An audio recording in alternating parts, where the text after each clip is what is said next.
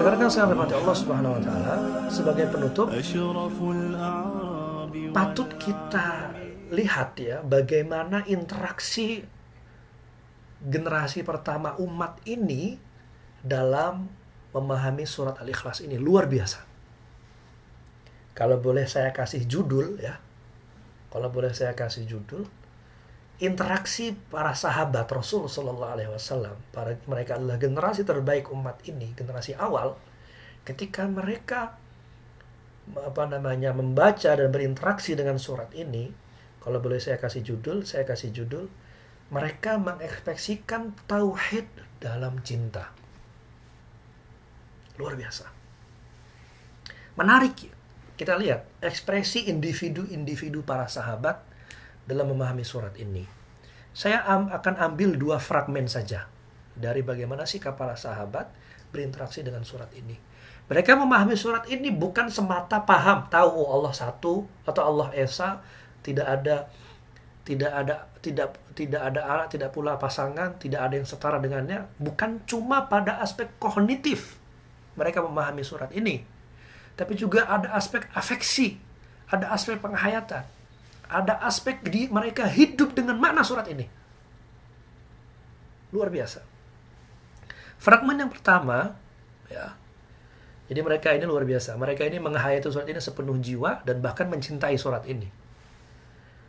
Dalam sebuah fragmen, ya, seorang sahabat Rasul SAW, tidak disebutkan siapa namanya, seorang sahabat yang memimpin sebuah ekspedisi militer. Ya, ekspedisi militer. Atau dalam bahasa Sirah Nabawiyah diistilahkan dengan Sariyah. Ya. Tiap kali dia dalam ekspedisi militer itu, setiap kali memimpin sholat pasukannya, ia selalu membaca surat ini. Ya, baca surat ini jadi imam. Dan ketika dalam ekspedisi militer ini, tentu jauh dari adanya Nabi, tidak bersama Nabi, karena mereka sedang dalam utusan ekspedisi militer. Bawahannya bingung dan protes. Kenapa yang dibaca surat Al-Ikhlas melulu? Gitu ya.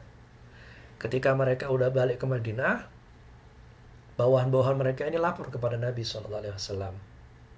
Ini si Fulan, kalau sholat, sukanya baca Al-Ikhlas melulu. Ya. Kata Nabi, coba tanyakan kenapa ia melakukan itu. Nabi tabayun dulu gitu. Maksudnya, tanyain alasannya kenapa. Ya, toh ini juga bukan sesuatu yang diharamkan begitu.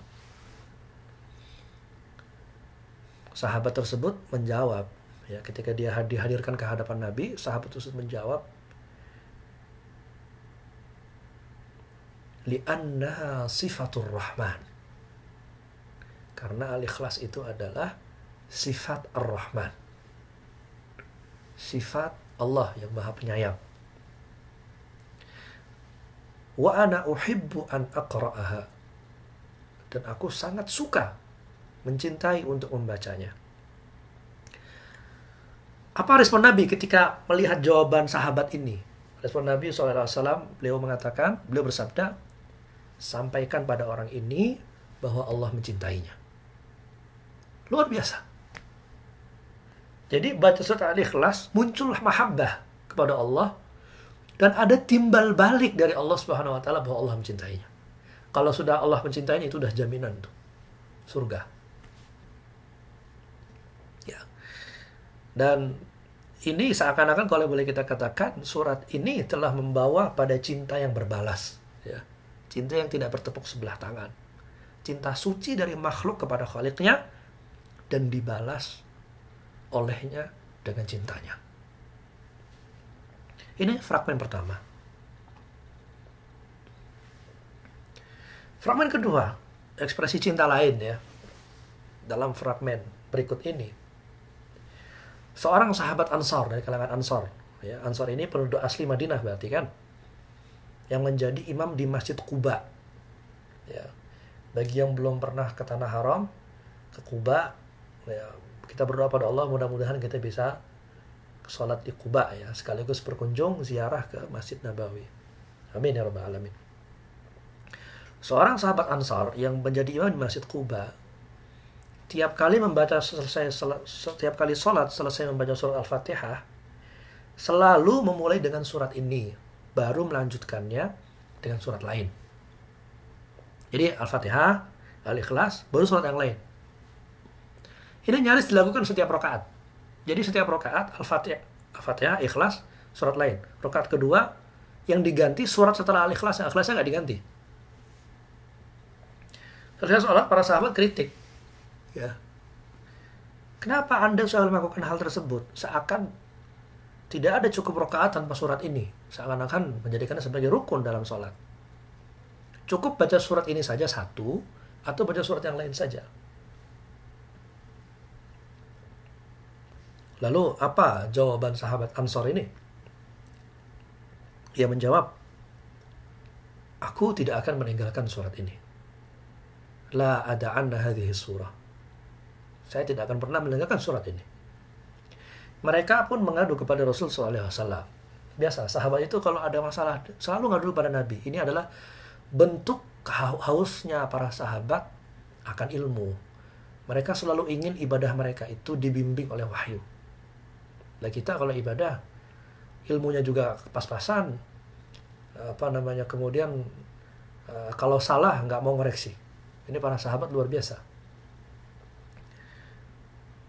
Mereka ketika melihat sahabat Ansar yang jadi imam ini selalu baca surat Al-Ikhlas, mereka ngadu pada Nabi. Ya, Masjid Quba agak jauh dari Masjid Nabawi ya, sehingga mereka mungkin jamaahnya tidak selalu bersama Nabi. Ya. Mereka mengadu kepada Rasulullah SAW. Beliau bertanya kepada sahabat Ansar ini, kenapa engkau tidak menuruti mereka, malah selalu konsisten dengan surat ini setiap rakaat?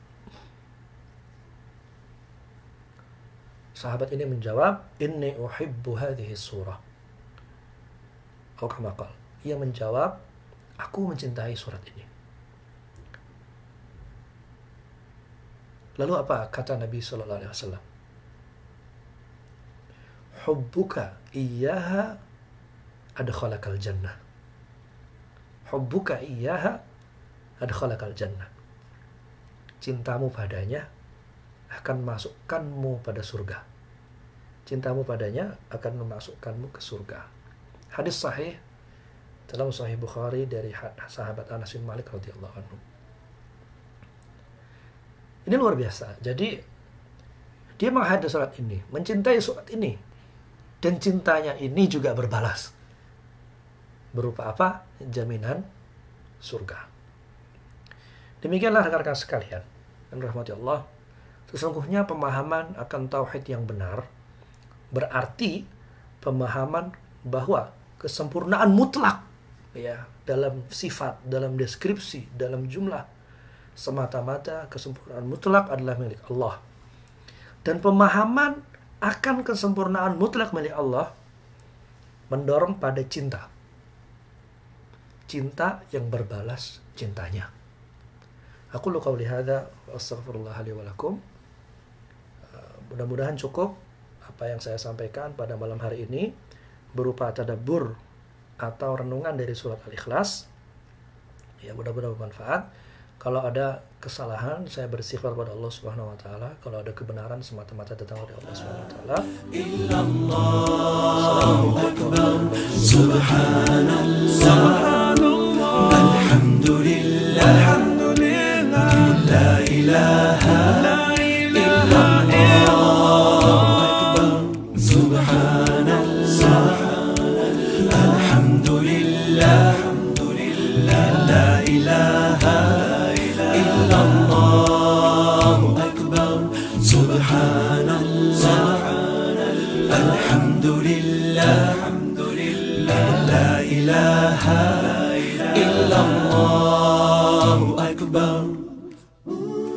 Subhanallah.